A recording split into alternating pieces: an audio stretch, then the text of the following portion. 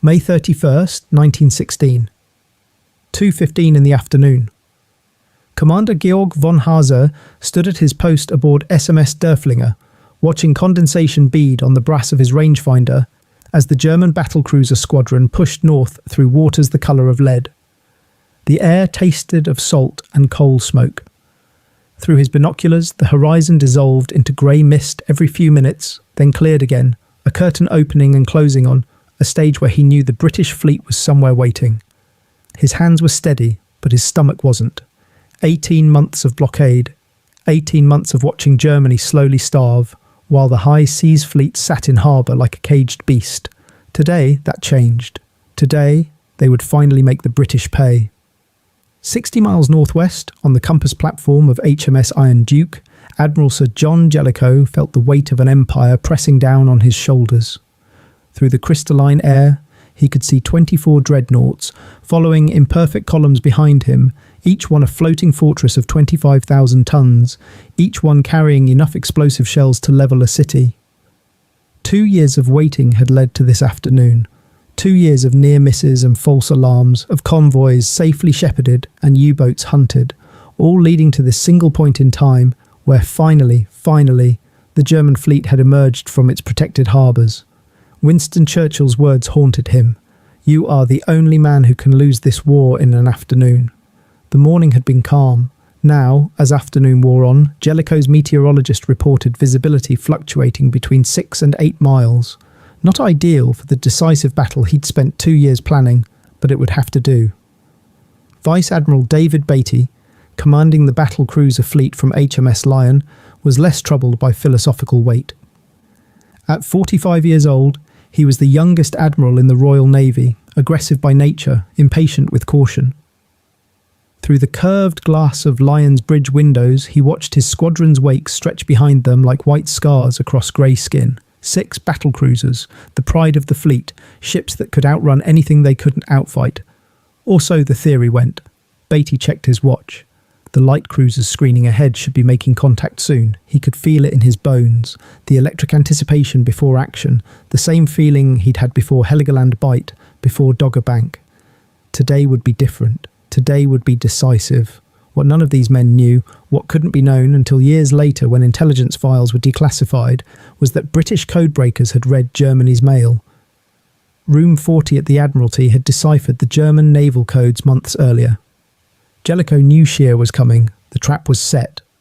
But traps only work if the prey behaves as expected, and in the next 12 hours, nothing would go as planned for either side. Midshipman Patrick Galbraith, 17 years old, 3 months out of Dartmouth Naval College, was the first to see them. Standing lookout duty aboard the light cruiser HMS Galatea at 2:20 p.m, his young eyes caught the telltale smudge of smoke on the horizon. His voice cracked when he made the report, embarrassing him even as he realised he was reporting the opening shot of what would become the largest naval battle in history. A Danish steamer, the NJ Fjord, wallowing between the fleets like an innocent bystander about to witness murder. The first shells were fired 8 minutes later. Galatea's 6-inch guns spoke with sharp cracks that made Galbraith's ears ring despite the cotton wadding he'd stuffed in them. The German light cruiser Elbing answered with her own guns, shells raising waterspouts that marched toward the British ship like a giant walking across the ocean. This was nothing like the gunnery exercises Galbraith had practiced. This was chaos, smoke, the acrid bite of cordite in his throat, the deck vibrating under his feet with each salvo. He realised his hands were shaking and gripped the rail harder to steady them. 40 miles to the south, Beatty received the signal at 3:30 p.m, enemy in sight. He immediately altered course, turning his 6 battlecruisers toward the reported position. In Lion's engine rooms, 3 decks below the waterline, stokers stripped to the waist in 100-degree, heat-shovelled coal into furnaces that glowed white. The battlecruiser accelerated to 25 knots, her 4 propellers churning the North Sea into foam. Chief stoker, William Grant, 43 years old, father of 5, felt the ship heel over in the turn and knew without being told that they were going into action. He'd been at sea 26 years and had never fired a shot in anger. That was about to change. At 3:48 p.m, Lookouts on Lion spotted the German battlecruiser squadron emerging from a rain squall to the east. 5 ships, their pagoda-like superstructures unmistakable even at 14 miles. Vice Admiral Franz Hipper's squadron steaming north. Beatty's tactical instinct screamed at him, chase them, engage them, destroy them. He ordered full speed and turned to close the range. What he didn't know, what his screening cruisers hadn't yet reported, was that Hipper was the bait. Behind him, just beyond visibility range, steamed the entire German battle fleet. The first salvos were fired at 3:48 p.m, ranges of nearly 9 miles. Petty Officer Alfred Bradley, manning the rangefinder in Lion's forward control top, watched his instruments with absolute concentration. Range 15 to 800 yards. Deflection 3 degrees right. Rate of change, closing. He called the data to the gunnery officer, Lieutenant Commander Arthur Chalmers, who translated it into firing solutions for the 13.5-inch guns in the turrets below. When Lion fired her first salvo, the muzzle blast rattled every plate in Bradley's perch, the cordite smoke billowing back to engulf him in chemical fog that burned his eyes and throat.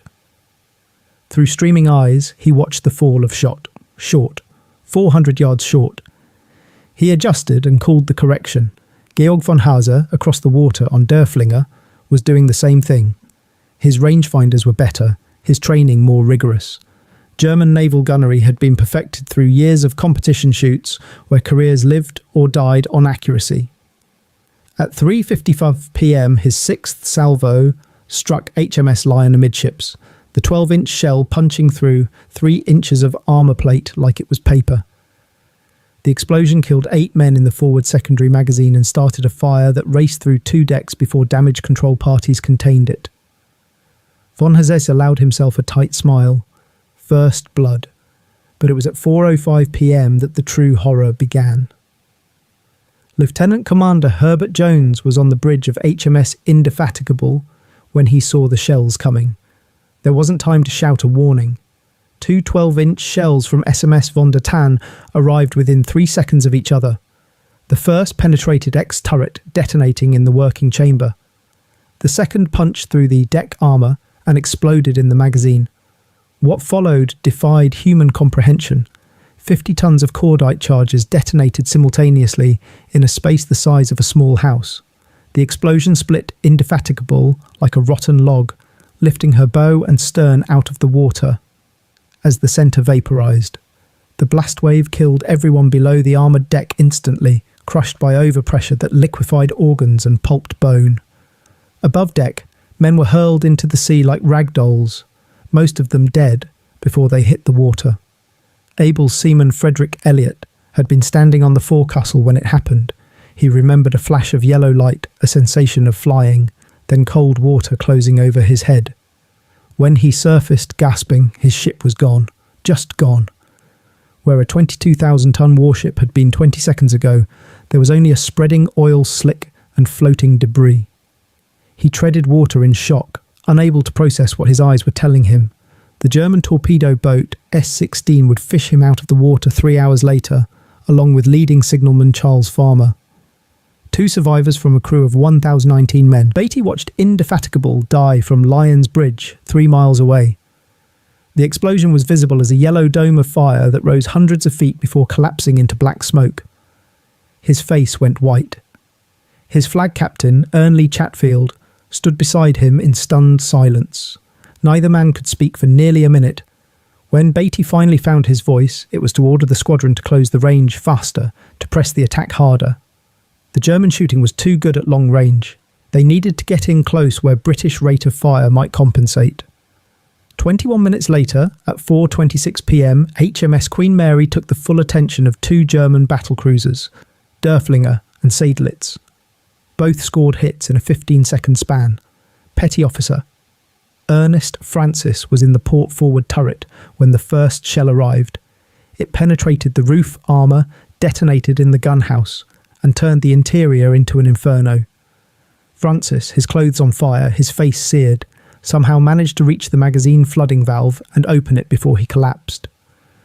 The second shell hit 30 feet away, penetrated to the forward magazine before Francis's flood could reach it. The detonation broke Queen Mary's back. The 27,000-ton battlecruiser folded in the middle, her bow and stern rising vertically from the water like twin tombstones before both sections slid beneath the surface. Midshipman John Lloyd was in the forward plotting room when the magazine exploded above him. The armoured deck saved his life, channeling the blast upward and outward instead of down, but the shockwave still hurled him against a bulkhead hard enough to break 3 ribs. Water was pouring in through shattered seams in the hull. In the darkness, lit only by failing electric lights, he found the emergency hatch and climbed. When he reached the upper deck, he found himself standing on a piece of hull that was sinking beneath him. He jumped and swam. Behind him, Queen Mary disappeared in less than a minute. Of 1,266 men, 20 survived. Lloyd would never forget the silence after the explosion, the absence of screaming, because most men had died too quickly to scream.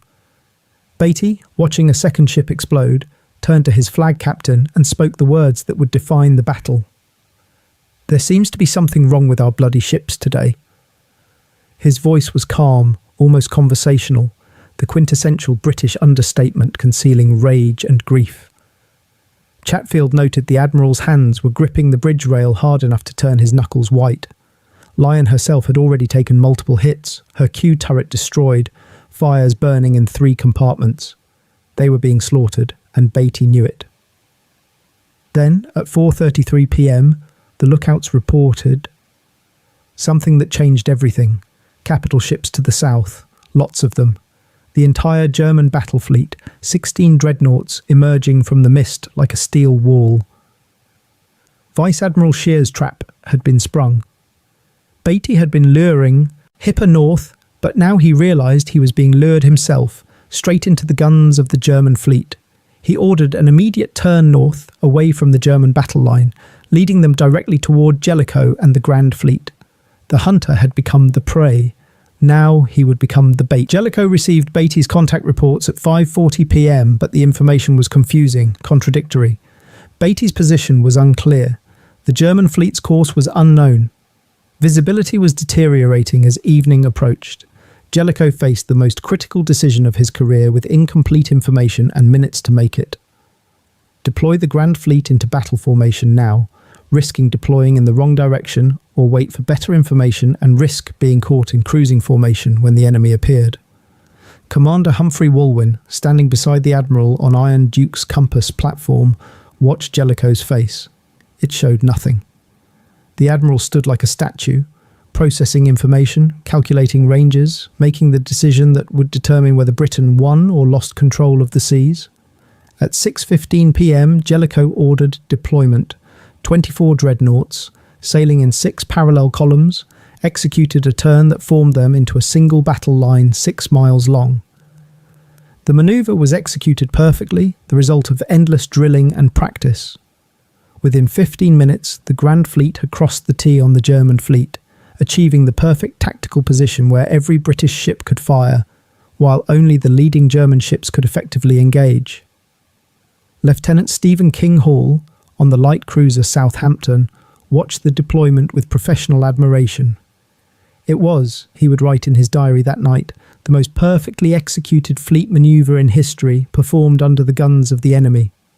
Georg von Haase, aboard Derfflinger, saw the British battle line appear through the smoke and mist, like a wall of iron emerging from fog. Ship after ship after ship, their massive hulls painted in wartime grey, their guns already traversing toward his squadron. He felt his stomach drop. This was what generations of German naval officers had dreaded, the moment when they faced the full might of the Royal Navy in open battle. Von Haase's voice was steady when he gave the order to open fire, but his hands shook as he gripped his rangefinder. Every German ship in the van was about to take concentrated fire from multiple British dreadnoughts. This was going to hurt. For 20 minutes, the British battle line hammered the German van. The sound was beyond description, a continuous rolling thunder that made thought impossible. Able seaman James Coe, manning a secondary battery on HMS Colossus, felt each salvo from the main guns as a physical blow, the shockwave hitting him in the chest hard enough to make breathing difficult. Smoke from hundreds of guns mixed with mist to create an artificial twilight, the sun still high but invisible through the chemical fog. Flashes of light marked where shells exploded against armour or in the water, each one a failure to kill or evidence of death, depending on which ship you were watching. HMS Defence, a armoured cruiser that had pushed too close to the German line seeking glory, died at 6:20 p.m. She took the concentrated fire of 5 German dreadnoughts simultaneously, shells from 12-inch and 11-inch guns arriving at rates of multiple hits per minute. Rear Admiral Sir Robert Arbuthnot was on her bridge when a 12-inch shell penetrated the forward magazine. The explosion was instantaneous, total and absolute. Defence didn't sink. She exploded, disintegrated, ceased to exist as a ship and became a spreading debris field in the space of 3 seconds. Not one man survived from her complement of 903. No bodies were recovered. The ship and everyone aboard simply vanished, transformed into smoke and fragments too small to identify. Lieutenant Commander the Honourable Edward Hobart Hampton was commanding HMS Invincible, Beatty's newest and finest battlecruiser. At 6:34 p.m. he was engaged with SMS Lutzow, shells from both ships finding targets, fires burning on both vessels. Hobart Hampton felt Invincible shudder as German shells struck home, but the ship continued firing. In the magazines below, sailors worked in near darkness, the ventilation fans struggling to clear cordite fumes, the temperature over 90 degrees despite being below the waterline. They had no idea what was happening above them, only that the guns kept firing, so they kept loading. At 6:34 p.m. and 26 seconds, a 12-inch shell from Lutzow punched through Invincible's midship's turret armour. The explosion in the turret killed everyone inside instantly. Fire raced down the hoist toward the magazine. Unlike Lion, unlike Queen Mary, there was no Francis Harvey to flood the magazine, no hero to save the ship. The cordite charges in the working chamber ignited first, then the magazine itself detonated. The blast broke Invincible's back, exactly amidships. Both halves of the ship rose vertically from the water, bow and stern standing like bookends, with 50 feet of ocean between them. They stayed that way for nearly 5 minutes before sinking, long enough for survivors from other ships to photograph them, to bear witness to the impossible geometry of a 20,000-ton warship broken in half and standing on end. Commander Hubert Dannreuther was on Invincible's bridge when the magazine exploded. The blast threw him 40 feet into the air. He had time to realise he was flying, time to see the ship breaking beneath him, time to think clearly that he was about to die. Then he hit the water. The cold shocked him into gasping, taking in a lungful of seawater mixed with fuel oil. He surfaced, choking, and looked for the ship. The stern section was sliding under. The bow section stood vertical for another minute before following. Of 1,026 men aboard, 6 survived. Dannreuther was one of them, rescued by HMS Badger 3 hours later, coated in fuel oil, suffering from hypothermia and shock, unable to explain how or why he had lived when everyone around him died. The German ships were dying too, but they were dying harder, taking more punishment before succumbing. SMS Lutzow, von Hipper's flagship, had taken 24 major caliber hits by 7 p.m. Her forward armour belt was penetrated in multiple places. Fires burned in 6 compartments.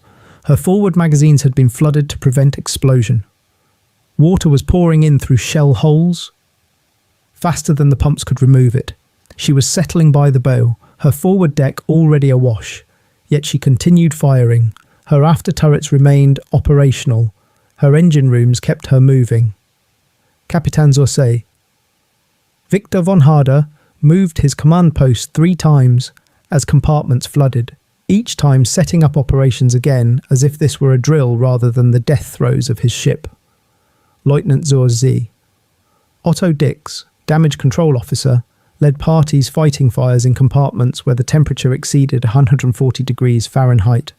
His men worked in water up to their waists, water that was scalding hot from the fires above, steam mixing with smoke to create an atmosphere that was barely breathable.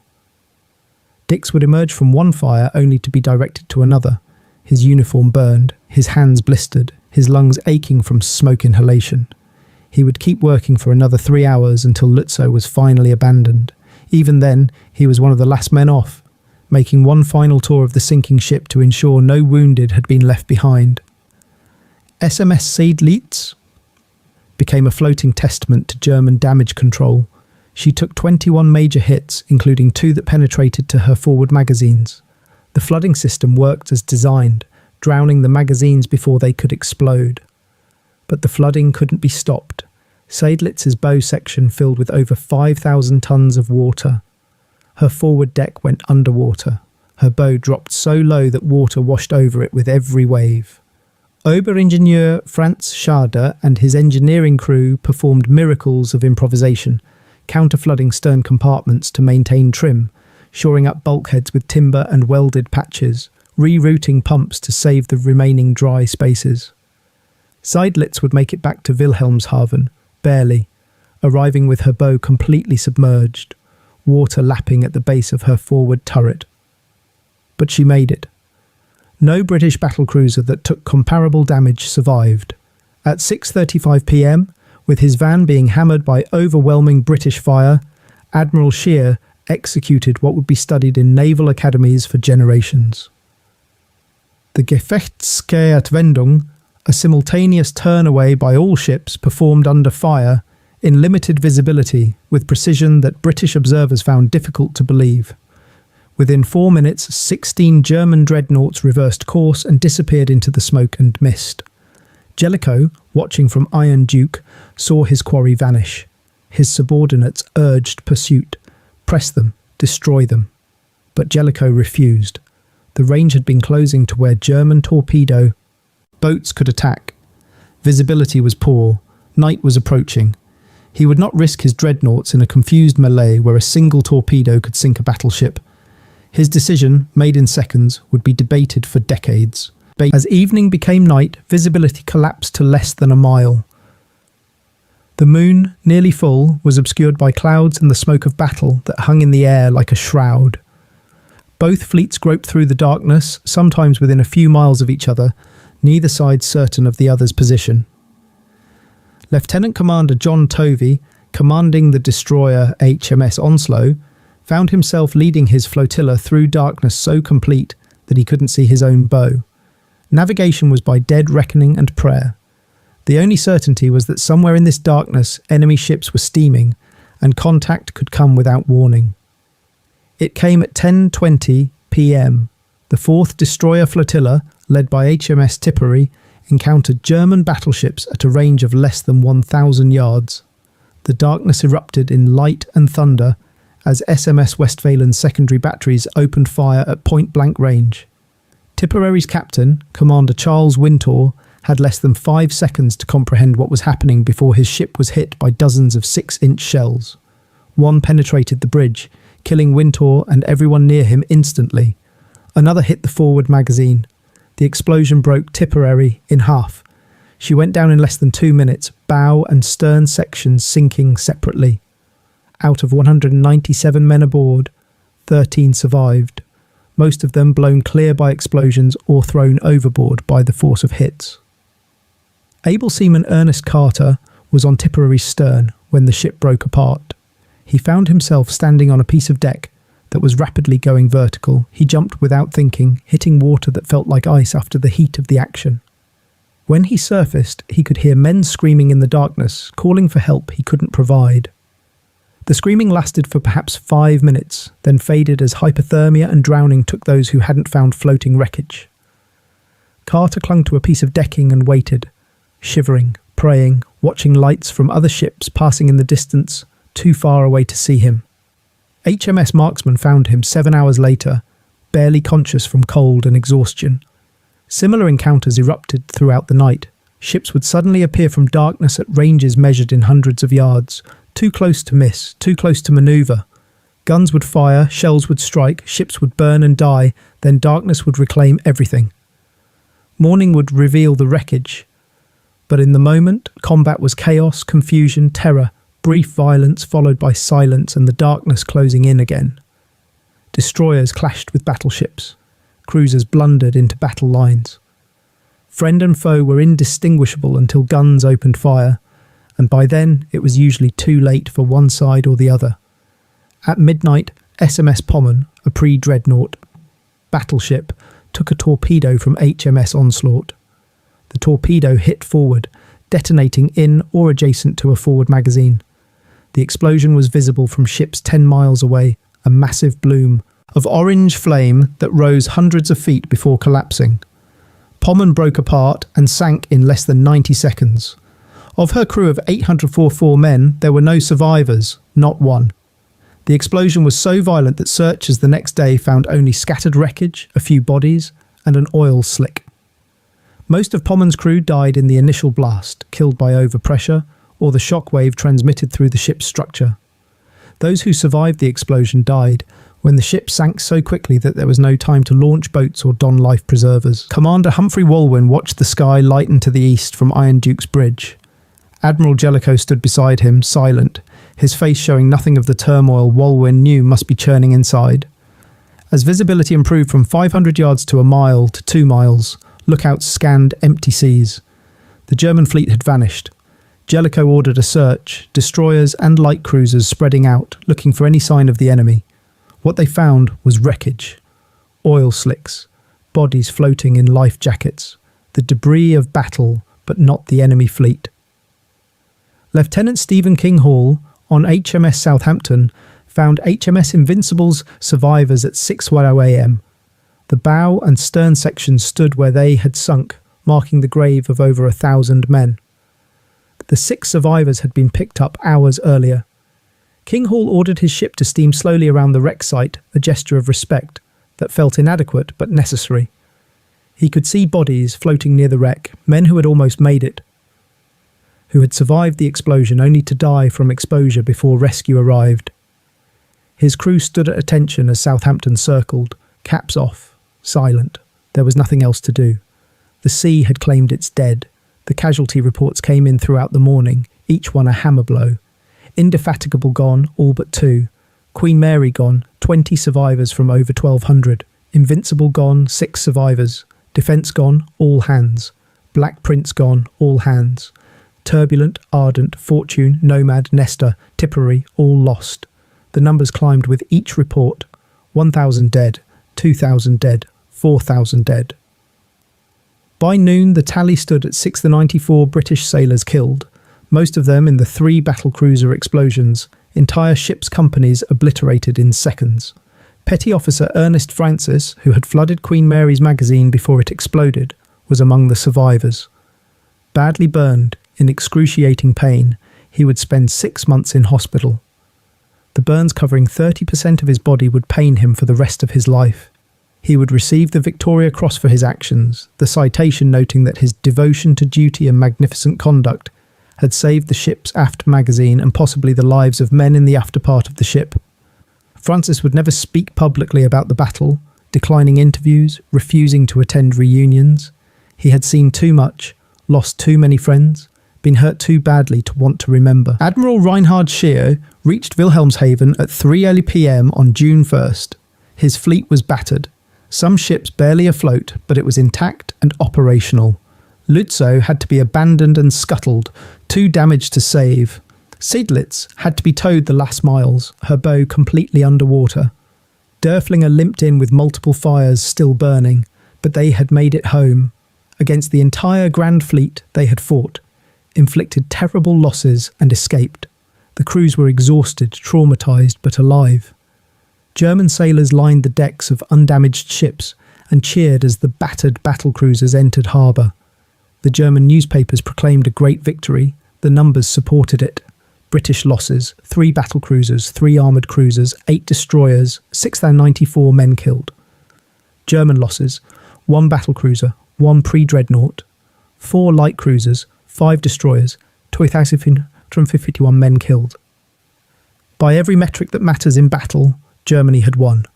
Scheer was decorated. The Kaiser made a speech praising German naval prowess. The British Super Navy had been bloodied, proven vulnerable. For a nation slowly starving under blockade, any good news was seized upon desperately. But Scheer himself, in his office at Naval Headquarters 3 days after the battle, wrote a different assessment, one that wouldn't be made public, one meant only for the Kaiser and the naval staff. The German fleet, he wrote, cannot force a decisive battle on the British under current conditions. British numerical superiority is too great. Even tactical victories like Jutland cannot change the strategic situation. He continued more bluntly than protocol usually allowed. The only way to effectively combat Britain at sea is through unrestricted submarine warfare. The battleships he had fought so hard to save were, in his professional judgment, strategically irrelevant. Germany's only path to victory at sea lay with the U-boats, not the high seas fleet. Across the North Sea, in the Admiralty building in London, the mood was grim. 3 battlecruisers lost. Nearly 7,000 men dead. How could this be victory? The public was confused. The newspapers struggled to explain. First Lord of the Admiralty. Arthur Balfour addressed Parliament on June 6th, his speech careful, measured, emphasising that the Grand Fleet remained operational, the blockade intact, German ambitions thwarted. But members of Parliament demanded answers. How had British ships proven so vulnerable? Why had the German fleet escaped? Where was the decisive Trafalgar-style victory the public had been promised? Admiral Jellicoe, in his cabin aboard Iron Duke, wrote his own report. His decision not to pursue the German fleet into possible torpedo attacks was already being questioned. His deployment, though tactically perfect, had somehow not resulted in the destruction of the German fleet. Critics would haunt him for the rest of his life with the might-have-beens. But Jellicoe knew what many didn't. Britain's margin of superiority was narrower than the public believed. Losing even 3 or 4 dreadnoughts might tip the balance, might give Germany local superiority, might compromise the blockade. He had chosen caution over glory. History would judge whether he was right. The strategic reality was unchanged. The high seas fleet returned to port and would sortie only twice more before war's end, both times avoiding battle. The British blockade continued, tightening slowly, starving Germany of raw materials, food, oil, everything needed to sustain modern warfare. Not a single British merchant ship was lost as a result of Jutland. Not a single convoy was delayed. The Great Fleet action had been fought, thousands had died, and nothing strategic had changed at all. Germany had won the battle. Britain had won the war at sea. The arithmetic of victory and defeat had produced a result that satisfied no one and cost both sides more than they could afford. Years later, at a 1931 reunion of Jutland veterans held in Portsmouth, British and German survivors met in peace. Commander Dan Reuther, who had survived Invincible's explosion, found himself talking with Georg von Haase, the gunnery officer from Derfflinger, whose shells may have sunk his ship. They compared experiences, shared memories, tried to make sense of what they had lived through. Von Haase confessed that in the moment of firing, he never thought about the men on the receiving end, only about the technical challenge of the shot. Dan Reuther admitted the same. War had reduced them to professionals executing tasks, the human cost coming later. In nightmares and memories, they couldn't escape. "We both did our duty," von Haase said finally, "and our duty killed thousands of men for no purpose either of us can name." Dan Reuther nodded. They shook hands and parted. 2 old men who had once tried to kill each other, now just trying to understand why.